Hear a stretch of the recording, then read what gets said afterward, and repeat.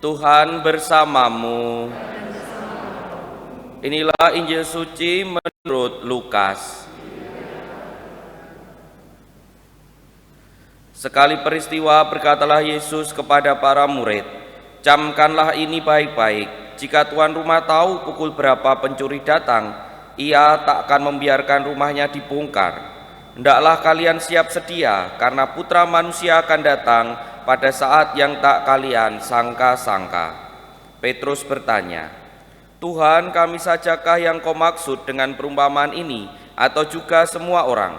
Tuhan menjawab, "Siapa pengurus rumah yang setia dan bijaksana, yang akan diangkat tuannya menjadi kepala atas semua hambanya untuk membagikan makanan kepada mereka pada waktunya. Berbahagialah hamba yang didapati tuannya sedang melakukan tugasnya ketika tuan itu datang. Aku berkata kepadamu, sungguh tuan itu akan mengangkat dia menjadi pengawas segala miliknya. Tetapi jika hamba itu jahat dan berkata dalam hati, tuanku tidak datang-datang, lalu ia memukuli hamba-hamba lain, pria maupun wanita, dan makan minum serta mabuk, maka tuannya akan datang pada hari yang tak terduga-duga dan pada saat yang tak diketahuinya, dan tuan itu akan membunuh dia serta membuat dia senasib dengan orang yang tidak setia. Hamba yang tahu akan kehendak tuannya tetapi tidak mengadakan persiapan atau tak melakukan apa yang dikehendaki tuannya, ia akan menerima banyak pukulan. Tetapi barang siapa tidak tahu akan kehendak tuannya dan melakukan apa yang harus mendatangkan pukulan, ia akan menerima sedikit pukulan. Barang siapa diberi banyak, banyak pula yang dituntut daripadanya, dan barang siapa dipercaya banyak, lebih banyak lagi yang dituntut daripadanya." Demikianlah sabda Tuhan. Pak Romo, Bruder, Suster, Bapak Ibu, dan saudara-saudari yang terkasih dalam Tuhan, dulu ketika saya masih frater, pada suatu waktu itu sempat mengeluh kepada Romo pembimbing saya. Keluhannya itu berkaitan dengan saya ini merasa sibuk banget gitu ya, banyak banget tugas yang diberikan, entah jadi ini, jadi itu, pokoknya banyak.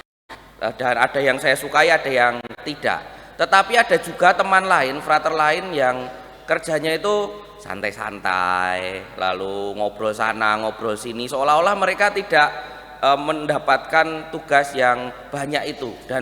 Tapi waktunya kan sama, 24 jam sehari. Juga rasanya kok hidupnya kok enak banget, pagi-pagi santai, sini pagi-pagi ngapain dan lain sebagainya. Itu pernah saya ungkapkan kepada seorang Romo, tentu konteksnya dalam pelayanan di seminari.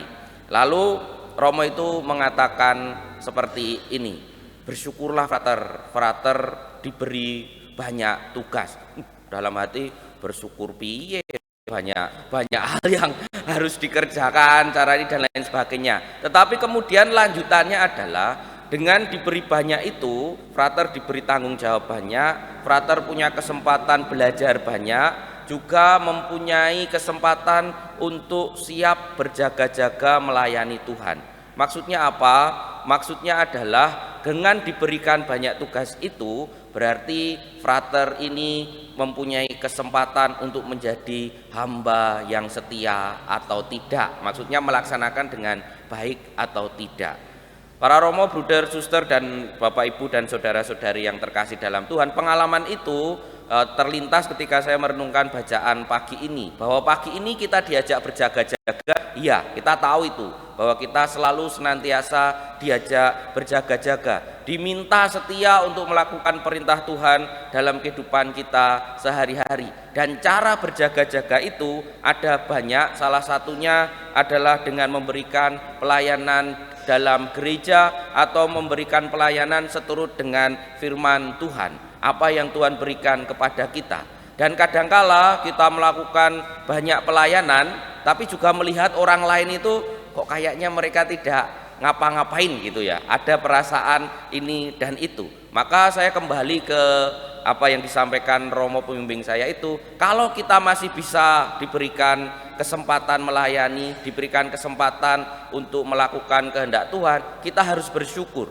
Tidak lalu melihat kok dia malah enak dan lain sebagainya. Tetapi justru kita inilah yang diberikan kepercayaan kepada Tuhan. Dan semakin kita tahu cara melayani Tuhan, semakin kita mengerti melakukan kebaikan tetapi tidak melakukannya. Kalau saya secara pribadi ya, kadangkala dalam hati lalu kemudian muncul perasaan ganjel. Dulu ketika kecil itu kan hanya mikir bisa ikut misdinar misalnya begitu. Tapi tambah gede, pelayanan peluangnya itu kan semakin gede kan, semakin banyak. Dan itu ketika kita tidak melakukannya, kalau kita memang merasakan sungguh-sungguh panggilan untuk melayani Tuhan, ada perasaan ganjel. Tapi kadangkala ya enggak juga, karena memang dasarnya tidak mau ikut melayani. Maka mari hari ini kita juga merenungkan diri kita masing-masing.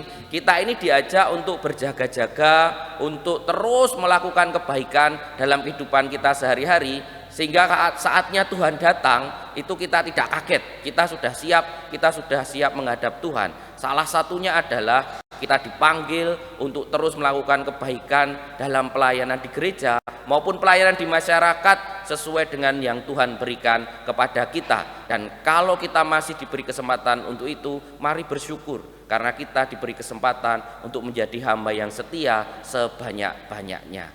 Kita hening sejenak.